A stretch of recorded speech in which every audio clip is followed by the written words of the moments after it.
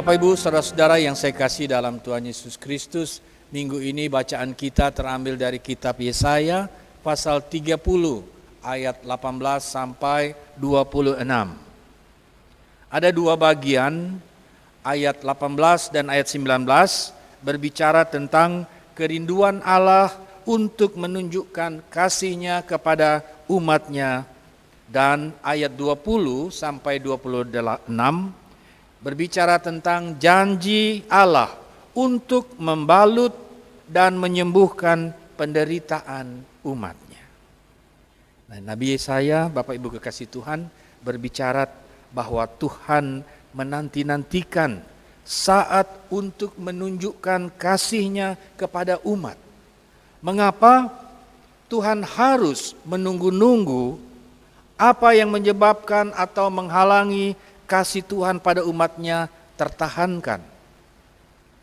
Kasih Tuhan, kalau kita membaca lebih lanjut, kita akan mengerti bahwa pada waktu itu kerajaan Yehuda sedang diancam oleh kerajaan yang besar, kerajaan Asyur.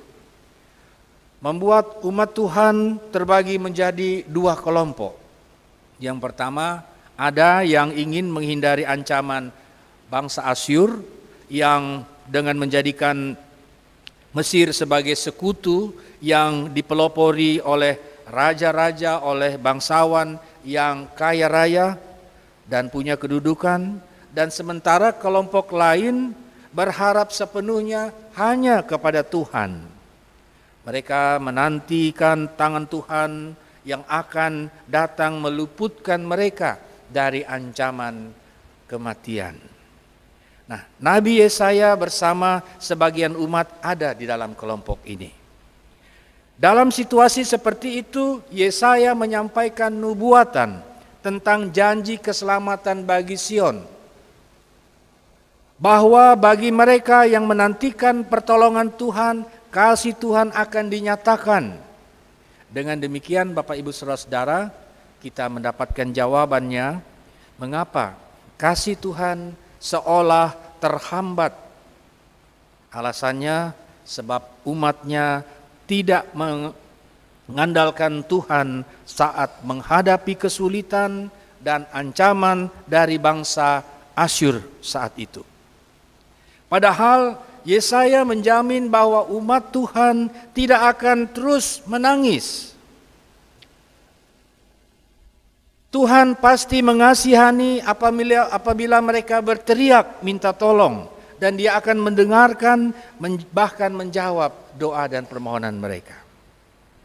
Kasih Tuhan akan tercurah kepada mereka yang menyandarkan hidupnya kepada Tuhan. Itu penyampaian Nabi Yesaya. Jemaat Tuhan yang kekasih, pengalaman umat Tuhan dalam bacaan kita seolah-olah menjadi, katakanlah, cermin tentang kondisi dan keadaan kita pada saat ini sebagai bangsa, sebagai umat yang percaya kepada Tuhan, lebih khusus lagi sebagai keluarga atau pribadi yang percaya kepada Tuhan, bahwa masih adakah masa depan bagi kita, bagi anak-anak atau generasi penerus. Yang kedua, Bapak Ibu Saudara-saudara, pada bagian kedua dari bacaan kita memperlihatkan adanya kesulitan yang dialami oleh umat Tuhan, di mana keadaan kekeringan karena hujan yang sangat sedikit sehingga mereka tidak bisa mengusahakan tanah. Akibatnya roti, yaitu makanan yang dihasilkan, juga serba sedikit. Mereka tidak saja mengalami kesulitan berupa ancaman, serangan militer dari kerajaan Asyur, tetapi juga bencana kekeringan yang berdampak pada krisis pangan, termasuk ketersediaan air minum, kesehatan tubuh umat, dan terganggunya keseimbangan alam dan lingkungan. Nabi Yesaya di dalam ayat 23 memastikan bahwa Tuhan akan memulihkan keadaan umat-Nya. bahwa Tuhan akan memberikan hujan yang lebat kepada mereka yang menanti-nantikan pertolongan daripadanya. Dengan demikian, mereka bisa kembali bercocok tanam dengan baik dan menghasilkan roti atau makanan bukan hanya untuk mereka saja, tetapi juga bagi semua ternak yang ada. Melalui kesulitan yang mereka alami, Tuhan juga mau mengajarkan agar mereka tetap berharap hanya kepada Tuhan. Tetap percaya kepada Tuhan bahwa Dia akan terus-menerus memelihara dunia ciptaannya, terutama umatnya, didasari cinta kasih. Kesempatan itu juga Tuhan mau mengajarkan umatnya supaya membuang segala bentuk berhala yang diagung-agungkan, yang membuat mereka tidak taat dan menomorduakan Tuhan. Mereka diingatkan supaya tidak boleh hanya mengandalkan kekuatan sendiri. Umat harus merubah cara pandang mereka, juga cara hidup agar lebih taat, mengandalkan Tuhan di dalam menghadapi berbagai ancaman dan kesulitan hidup, baik itu ancaman keamanan maupun ancaman kelaparan karena kekeringan yang disebabkan oleh curah hujan yang minim. Kekasih Tuhan, Nabi Yesaya menjelaskan melalui bacaan kita bahwa sesungguhnya pemulihan hubungan antara manusia dengan Allah akan menolong manusia untuk membangun dan memperbaiki hubungan manusia dengan alam ciptaan Tuhan. Bahwa kekeringan dapat diatasi jika manusia merubah perilakunya baik terhadap Allah maupun terhadap alam dari kerusakannya. Jadi mau dibilang ada banyak pelajaran berharga dapat kita ambil sebagai pedoman di dalam menyikapi keadaan kita saat ini.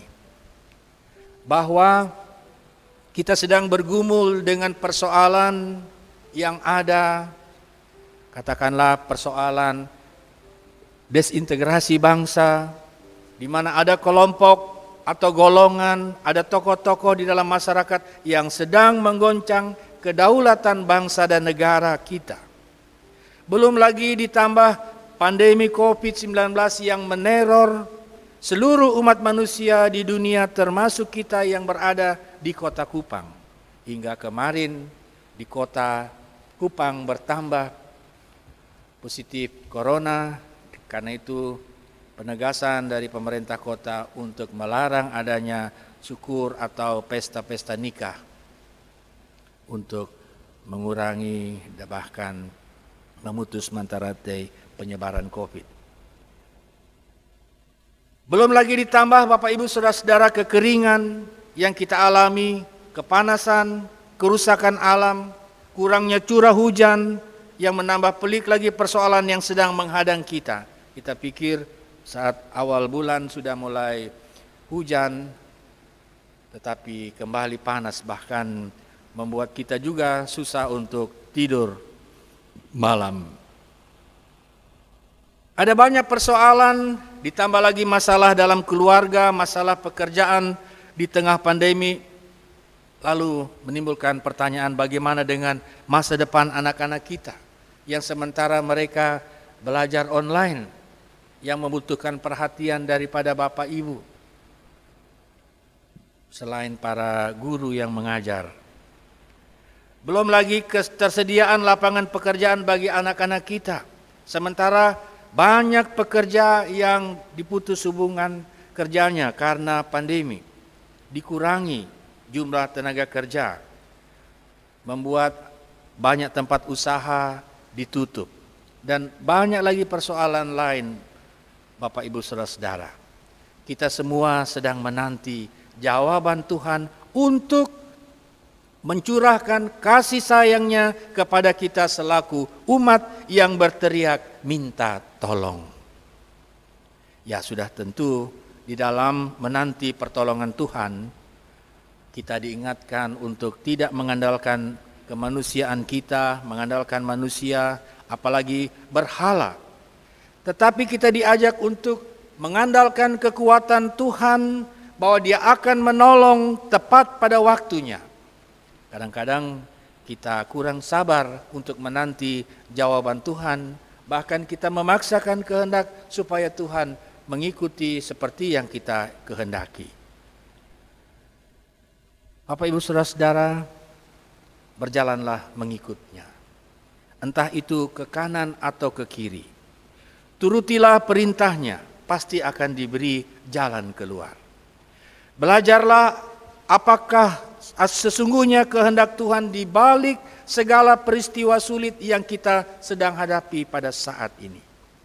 Ya, mungkin kita harus meninggalkan kebiasaan buruk tertentu yang turut menyumbang keburukan, kerusakan dalam hubungan dengan sesama, kerusakan dalam hubungan dengan alam di sekitar kita. Ataupun ada hal lain yang kita belum selesaikan. Mari kita belajar untuk menempatkan Tuhan di atas segalanya. Mari kita berkomitmen untuk memperbaiki perilaku, pola pikir kita agar janji keselamatan, kedamaian, kesejahteraan kita peroleh dari Tuhan. Mari kita peduli terhadap masa depan anak-anak kita juga dengan menjaga kesehatan mereka, sehingga mereka sebagai generasi penerus dapat selamat, dapat hidup sehat, hidup dalam damai dengan sesama di lingkungan di tempat kita berada.